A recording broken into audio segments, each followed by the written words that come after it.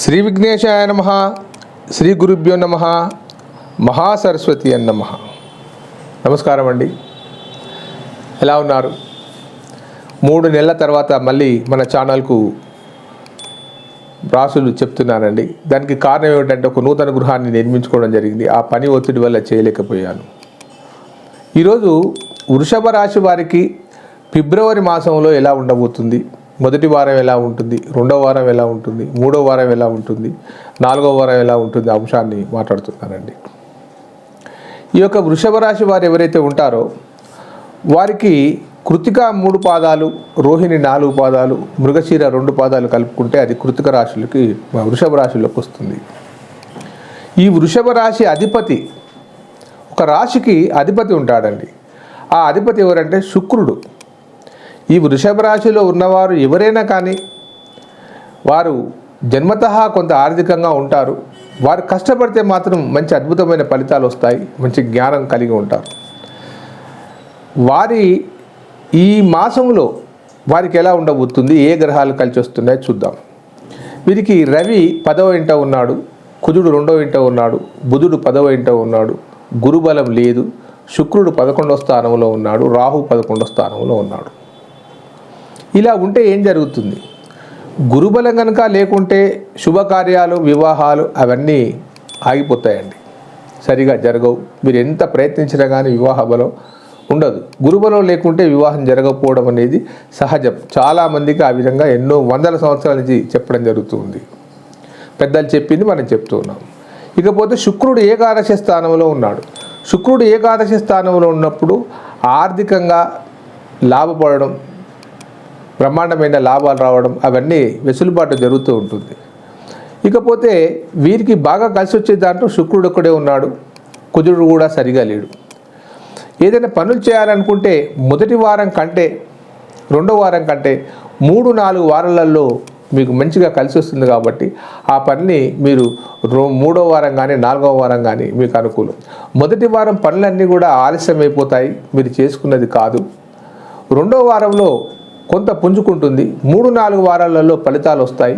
ఏ పని అయినా కానీ మీరు 3-4 వారాలలో ముఖ్యమైన పనులు ప్రారంభిస్తే చాలా మంచిది.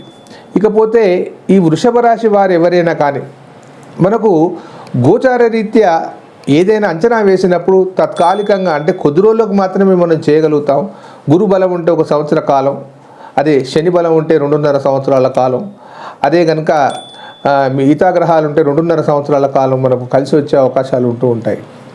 కానీ నిజానికి జాతకాన్ని పరిశీలింపజేసుకుంటే మనకి ఏ దశ నడుస్తుంది, ఎలా ముందుకు వెళ్ళాలి, ఈ దశ అనుకూలమా కాదా తెలుసుకోవాలి. ఈ దశలు ఎలా ఉంటాయి అంటే ఈ కృతికా నక్షత్రం 3 పాదాల వారు ఎవరైతే ఉంటారో వీరికి రవి మహర్దశతో జీవితం ప్రారంభం అవుతుంది. పుట్టుడే వీళ్ళు రవి మహర్దశతో ఉంటారు. ఆ దశ వారికి అనుకూలమా ప్రతికూలమా అనేది జ్యోతిష శాస్త్రం జాతకం ద్వారా తెలియజేస్తుంది.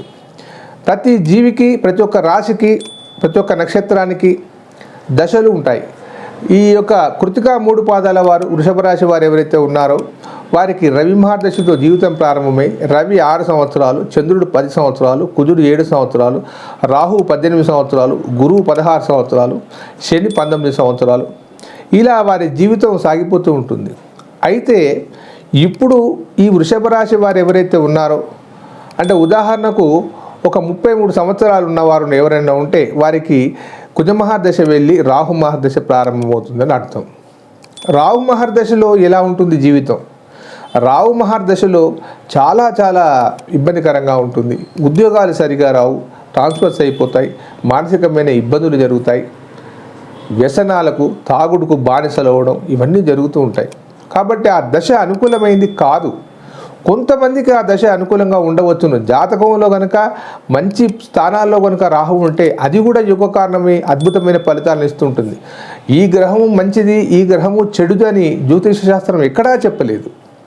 నీకు ఉండబడే 12 స్థానాలలో నీ జాతక చక్రంలో 12 రాసులు ఉంటాయి. ఆ 12 రాసులలో ఎక్కడ ఏ గ్రహం ఉండాలి, ఏ గ్రహమైనా కానీ శని మాత్రం, రాహు మాత్రం, కేతు మాత్రం వాళ్ళు శుభంగా ఉంటే శుభాలనే ఇస్తారు, అశుభంగా ఉంటే అశుభాలను ఇస్తారు. ఈ గ్రహం మంచిది, ఆ గ్రహం మంచిదని కాదు.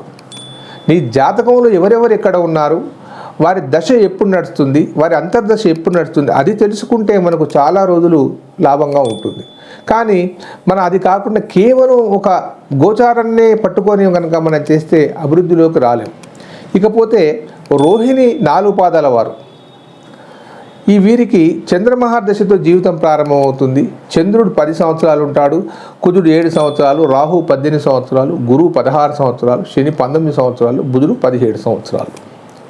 ఇక చివరిగా ఉండేది మనకు ఇక్కడ కృతిక 3 పాదాలు అయిపోయినాయి, రోహిణి 4 పాదాలు అయిపోయినాయి, 7 పాదాలు. చివరిగా ఉండే మృగశిర 2 పాదాలు ఏవైతే ఉంటాయో, కుజుడు 7 సంవత్సరాలు, రాహు 18 సంవత్సరాలు, గురువు 16 సంవత్సరాలు, శని 19 సంవత్సరాలు, బుధుడు 17 సంవత్సరాలు, కేతు 7 సంవత్సరాలు.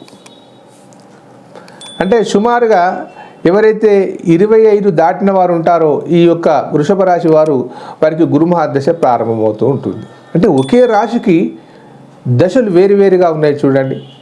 ఈ కృతిక 3 పాదాల వారికి వేరే దశ ఉంది, రోహిణి వారికి వేరే దశ ఉంది, మృగశిర వారికి వేరే దశ ఉంది.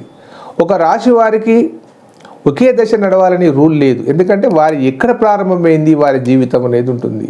దాన్ని బట్టి వృషభ రాశి వారికి ఈ దశ నడుస్తుంది అని అంటే కాదు. నక్షత్రాలను బట్టి మనకు అతను పుట్టినప్పుడు ఎన్నో పాదంలో ఉన్నాడు, ఆ దశ దేంతో ప్రారంభమవుతుంది అనే విషయం తెలుసుకుంటే బాగా ఉంటుంది. అన్ని దశలు అనుకూలంగా ఉండకపోవచ్చు, అన్ని దశలు అనుకూలంగా ఉండవచ్చు. అది జాతకం ద్వారానే తెలుస్తుంది, కానీ లేకుంటే తెలియదు. ఈ వృషభ రాశి అధిపతి ఎవరు? శుక్రుడు. ఈ శుక్రుడు కనుక మీనరాశిలో కనుక వారి జాతకంలో ఉంటే, ఎవరి జాతకంలో అయినా కానీ మీనరాశిలో కనుక శుక్రుడు ఉంటే వారికి ఆర్థికానికి లోటు అనేది అసలే ఉండదండి. అద్భుతమైన జీవితం, బ్రహ్మాండమైన వెలుగుతో నిండిన జీవితం కలిగి ఉంటారు. కానీ అదే కనుక శుక్రుడు కన్యారాశిలో ఉన్నాడు అనుకోండి, చాలా చాలా ఇబ్బందిదాయకంగా ఉంటుంది, నష్టపోతాడు, ఏం చేసినా కుదరదు. కాబట్టి జాతకాన్ని కనుక పరిశీలింపజేసుకుంటే, కష్టాలున్న వారికే చెప్తున్నాను, ఇబ్బందిగా ఉంది గురువుగారు, ఆర్థికంగా ఎదగలేకపోతున్నాము, మేము కుటుంబంలో అస్తవ్యస్తంగా ఉన్నాము అనుకున్న వారికి చెప్తున్నాను. జాతకాన్ని పరిశీలింపజేసుకుంటే మీ జీవితాన్ని తీసుకోవచ్చును. ఇకపోతే నేను అనేది ఏమిటంటే, ప్రతి దానికి జాతకము, ప్రతి దానికి చిన్న విషయానికి పెద్ద విషయానికి జాతకాల జోలికి వెళ్ళవద్దండి. మనకు అత్యవసరమైన కష్టాలు ఉన్నప్పుడు మాత్రమే దాన్ని తెలుసుకోవాలి. మంచి పండితుని దగ్గరికి వెళ్ళి తెలుసుకోవాలి. ఏదో తొందరపడి వీరి దగ్గరికి వెళ్తే వారు ఇది ఉంది అది ఉంది అని మీ భయభ్రాంతులకు గురి చేసి మిమ్మల్ని నష్టాల పాలు చేస్తారు. జ్యోతిష్యాన్ని ఒక వ్యాపారంగా మార్చి జీవితాలను ఎన్నో ఇబ్బంది పాలు చేస్తున్న వారు చాలామంది ఉన్నారు. కాబట్టి జ్ఞానవంతులైతే ఎవరైతే ఉంటారో వారి దగ్గరికి వెళ్తే వారి సలహాలు తీసుకుంటే మీకు సూచనప్రాయంగా మార్గాన్ని సూచించి మంచి మార్గంలో పెడతారు. కాబట్టి మీకేదైనా ఇలాంటి సమస్యలు ఉంటే ఈ కింది నెంబర్ ఫోన్ చేయండి. దయచేసి అపాయింట్మెంట్ తీసుకున్న తర్వాత నేను మాట్లాడడం జరుగుతూ ఉంటుంది. దయచేసి లైక్ చేయండి, షేర్ చేయండి. ఉంటానండి, మీ ప్రకాష్ గురు, ఆస్ట్రో న్యూమరాలజీ. సర్వే జనా సుఖినో భవంతు.